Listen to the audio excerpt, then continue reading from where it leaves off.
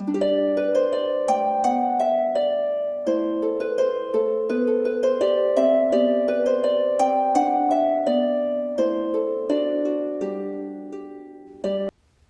friends, and welcome to my channel, or welcome back.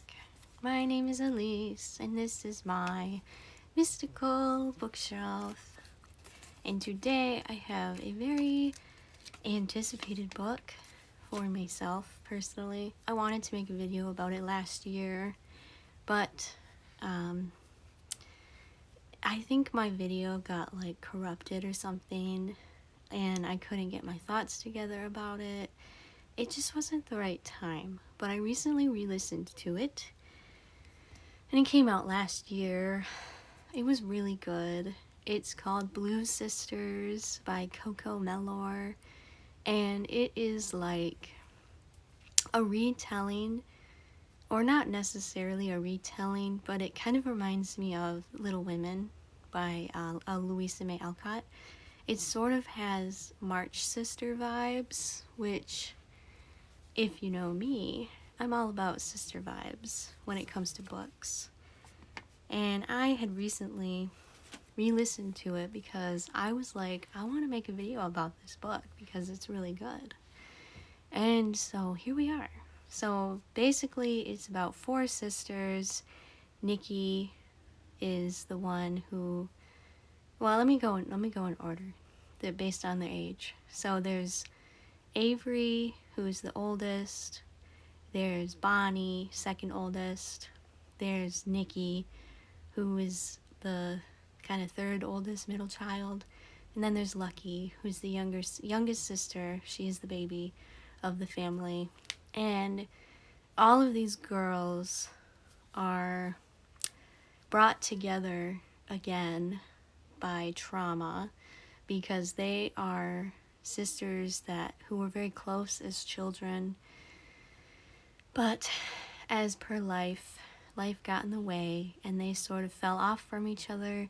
And the one tragedy that brings them together is the passing of their third sister, their middle child sister, Nicole. She passes away in July, around the 4th of July. It's really funny because I listened to this book last November and I listened to it again this November, and it does not feel like a summer book to me. It's not a summer book in my opinion. Even though it takes place in July, like in the heat of summer, it really feels like a November book. I don't know, something about it. It just gives me like major November sad autumn girl vibes, and that's kind of like, it's perfect for this time of year because the sun sets at like 4 p.m. where I live, so it's kind of depressing this time of year. But yeah, so this book kind of gives me all of my feels, and it like hands them to me on a platter, and it says, let's just sit together and be sad. Let's just sit together, listen to this book, and let's just be sad. Let's just be sad together. That's basically what this book does because it makes me cry. It made me cry the first time I listened to it, and it made me cry the second time I listened to it. And I think the first time I did not listen to it at work, or I listened to half of it at work, but it was so good that I wanted to keep listening to it. So I finished it at home. So crying at home is acceptable, but crying at work, not as acceptable. And it wasn't like full-blown crying at work. I was just like, I'm tearing up. People are probably like, what am I listening to? They may not have even noticed, honestly. But I was upset listening to this book again. It's like, this book hurts my feelings every time. And it's probably going to be a re-listen every November. Honestly, just because it's that good. It's definitely a 5-star, like right out the gate. It's so good. And it's very intricate. All of these sisters are going through their own like trauma, and it's basically based around addiction. The Blue family has a really long history of addiction. That's what this book touches upon most, is addiction. And I took some notes, roughly, because last year I didn't really take notes while reading it, and I think that's where my video got kind of messed up. But so this book is like addiction with many different faces. Each sister kind of has their own addiction path in the book, which I think is interesting. So Avery being the oldest, her story is she was a heroin addict at one point in her life when she was in her 20s, I think.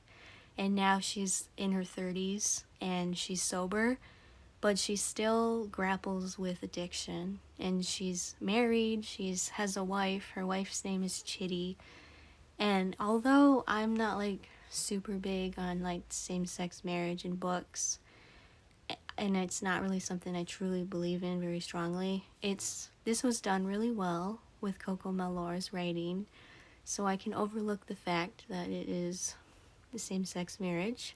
It was really well written. Her storyline with Chitty, that's her wife, and their story is so intricate and painful. I feel like Chitty and Avery's storyline is the most painful in this book because they've been married for like 7 years, 7, 8 years, something like that. And it's just like after Nikki dies, it feels like their marriage slowly starts to crumble, and that's what's really sad to me. I'm always saddened when two people who came together in marriage decide to not be married anymore. It's just always sad to me. And so Avery's storyline is she was really hedonic in her, or like hedonistic in her early 20s, and so she kind of fell out of that and got sober in her 30s, but she still grapples with addiction of a different kind. After Nikki passes away, she kind of goes to AA meetings still, and there's nothing wrong with that. I mean, that's good, but she's been sober for 10 years, I think, and so it's just like, when does it cross the line of like, do you need to still be going? Is it becoming a crutch? That's kind of how Lucky, her youngest sister, Lucky, she says it feels like a crutch for Avery.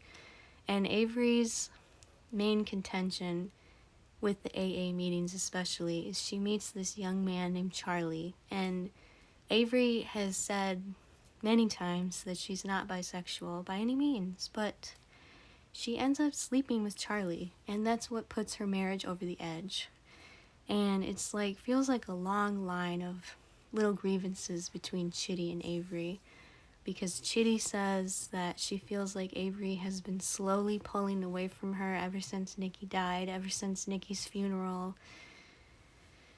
And the straw that breaks the camel's back is Charlie, and they end up sleeping together, and Avery ends up taking Plan B, which is something is like, what? I don't know. They didn't use protection, I guess.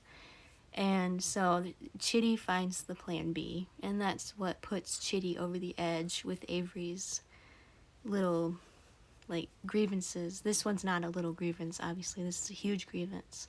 And Chitty's obviously very upset, which makes sense. So they end up getting divorced. And I think one of the best lines from Chitty and Avery's story is Avery's line about marriage. I think it can be like across the board explained for all marriages. It says, your pain is my pain. That's how marriage works. And that's very true, because biblically speaking, marriage is like man, woman become one flesh. And even though this isn't the traditional man-woman marriage, I think it still applies, because they had committed to each other, and their pain is each other's pain. And Avery obviously understands she messed up, but with Avery's storyline, there's no going back. She ends up getting divorced from Chitty, and another point of contention between Chitty and Avery is that Chitty wants to be a mother, and Avery doesn't. And, I mean, I respect Avery's opinion when it comes to that, but that's just something that Chitty really wants, so that's something they don't budge on with one another, like, at all. Like, it's kind of sad watching their relationship degrade, But that's basically Avery's storyline, is her marriage degrading after the passing of her sister. And then she has to find like solace, and she finds ways, unhealthy ways to cope with grief. One of those being Charlie, the others being she steals. That's another thing she's addicted to, is stealing. And that's something that AA doesn't really help with, I don't think, or at least for Avery's standpoint. She doesn't act like it helps her. And I think one of Avery's biggest character, like, not flaw, but her biggest character point is that she has to be her sister's mother. Like, her sisters and her, they grew up in a family of an alcoholic father and a very dismissive, neglectful mom. So Avery kind of feels like she has to take the reins when it comes to motherhood. And I think that's part of the reason why she doesn't want children, is because she feels like she already raised her sisters, and she kind of feels like she didn't do a great job at that. So why should she want to bring another child into the world? And that's completely understandable. There's lots of trauma in this book. And like I said, there's lots of addiction. Like, her dad is an alcoholic, but nobody recognizes him as an alcoholic for some reason, even though he very clearly is, and he gets violent. And their childhood was basically messed up because of him. And their mom is like, her head is in the sand, literally all the time. And she doesn't think she was a bad mom, which is something that I think is very hurtful. Like, she's definitely, I think she's a classic narcissist in that way, because someone who acts like, well, I couldn't have been that bad. Look how you turned out. And Avery has this front where she's like, I'm perfect. And that's a part of the trauma. And her mom points that out to her a lot. She uses that against her. Like, look how great, look how successful you are. You have a giant house, you have a nice wife, you have a great job, you're rich, blah, blah, blah. But Avery is like, that's not the point, Mom. You weren't there for me, and you suck. Basically, she tells her mom she sucks. And I think that's another storyline with Avery, is like her coming to terms with her mom not being a mom necessarily. And I think I had this thought when I was listening to it with Avery and her mom. And sometimes I know it's hard, but you have to accept people where they are. Like, if you grew up in a bad household, you can't change them. You just can't. Like, if you had issues with your parents and things still aren't great when you're an adult, you kind of just have to let it go, I guess. And that's kind of sad. And I think Avery learned that the hard way. And that's just something that I felt very strongly for Avery. Because it's like, you have to just let people who be who they are. You can't change someone. You can't make your mom be a good mom. You can't make your dad not be an alcoholic. You have to let it go. And I think Avery learns that, like, in the hard way, because she stays with her mom for a little bit. And I think she has to make peace with the fact that her mom wasn't a mom. And she has to be okay with that. And it's really hard to do. It's really, really hard to do. And, like, Avery's story, I think she's sort of the main character, but I feel like the main character overall is Nikki, and learning about how she died and how she came to that conclusion, because, like I said, all these sisters struggle with addiction. So Avery struggles with stealing and, like, this addiction to wanting to be perfect. And Nikki, her struggle was she had endometriosis, and so she took pain medication to help ease the pain.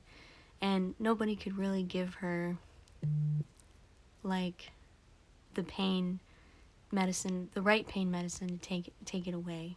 And it was really sad hearing her parts of the story, because she seemed like such a lively person. Like, she seemed so bubbly and sweet.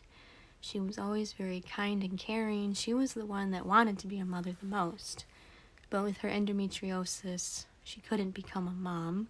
And I think one of the solutions for her was to get a hysterectomy. And I don't think she wanted to do that because she wanted to be a mom. And I think she wanted to be like a natural birth mother. But I mean, she could have adopted too, I guess. But that wasn't really the point of the story. I think the point was that nobody really understood what Nikki was going through. And she, as a result, ended up becoming addicted to pain medication. And nobody knew. And there were lots of signs listening to the book. You could understand that Avery noticed that Nikki's eyes, her pupils were constantly pinpoint.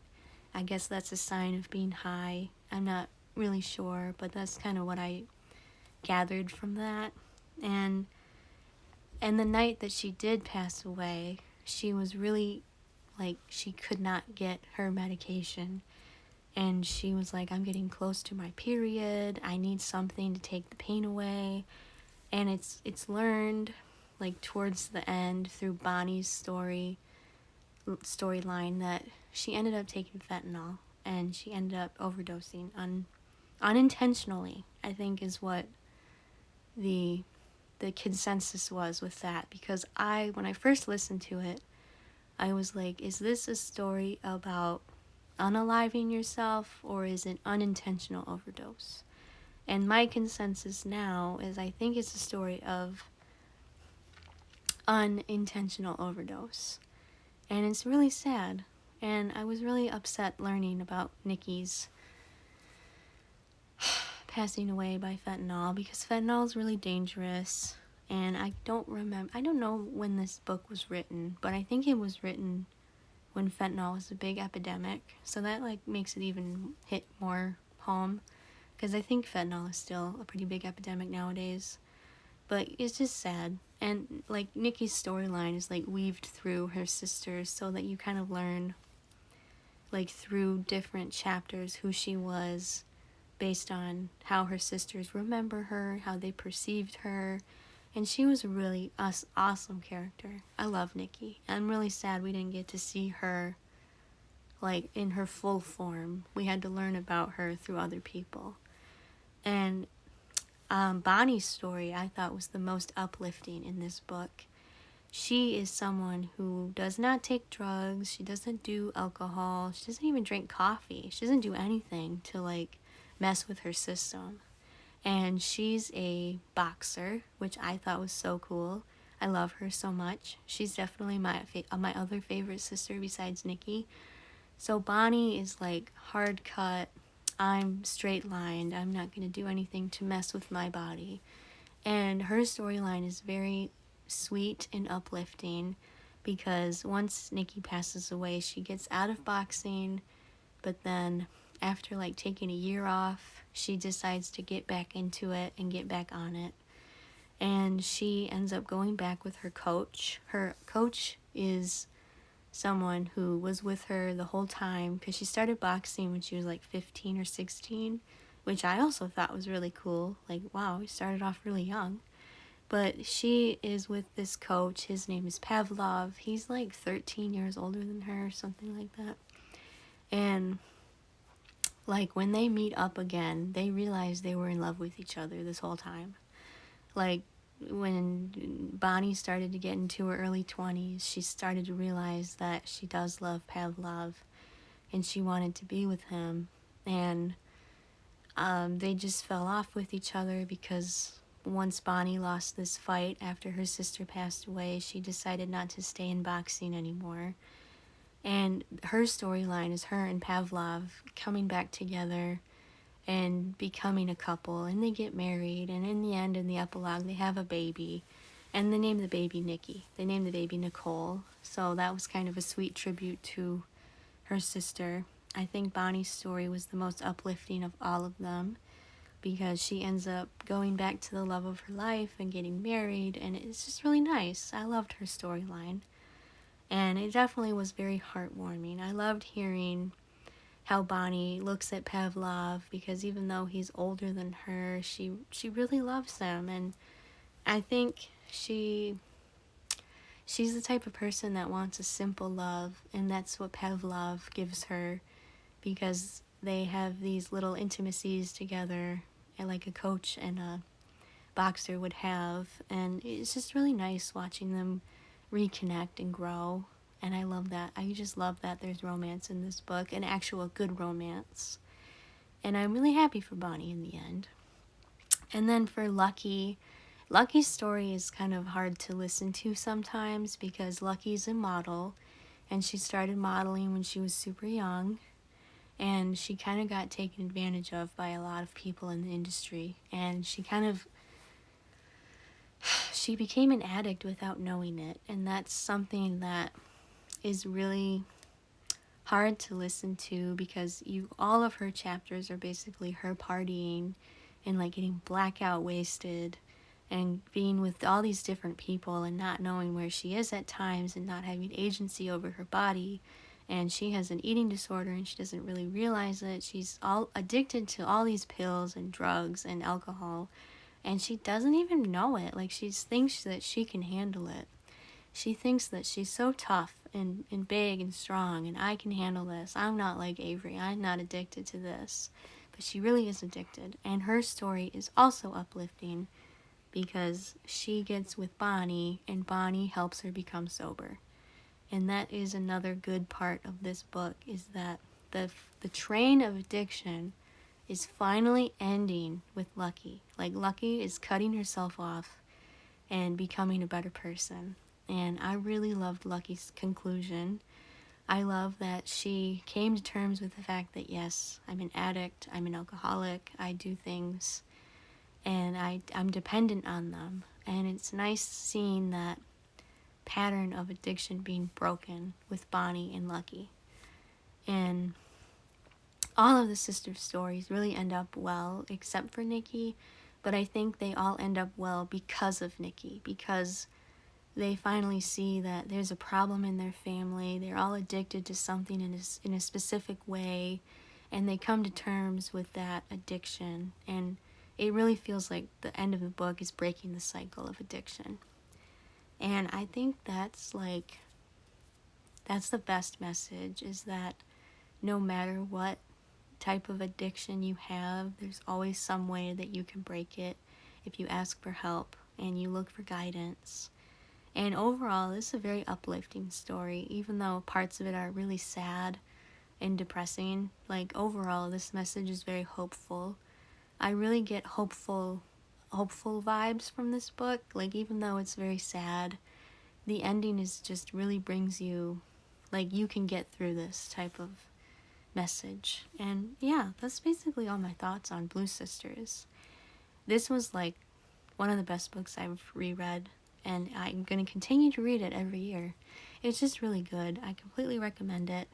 I recommend it if you love family drama, if you love sisterly drama, and I recommend it if you enjoy like addiction stories with a happy ending, or like being able to overcome something like that. Like, that's a big thing with this book. But yeah, that's my thoughts on it. This video is going to go up this Sunday, a few days before Thanksgiving. So I hope you all have a happy Thanksgiving, and thank you for watching. Thank you for subscribing. I appreciate all the traction on my recent video, What Alice Forgot. I'm astounded how many views it's getting. I know it's not like a whole lot, but for me it feels like a lot. And I appreciate everybody's comments on my videos and the likes. And I'm just very thankful. So I'll see you in the next video. Goodbye, friends!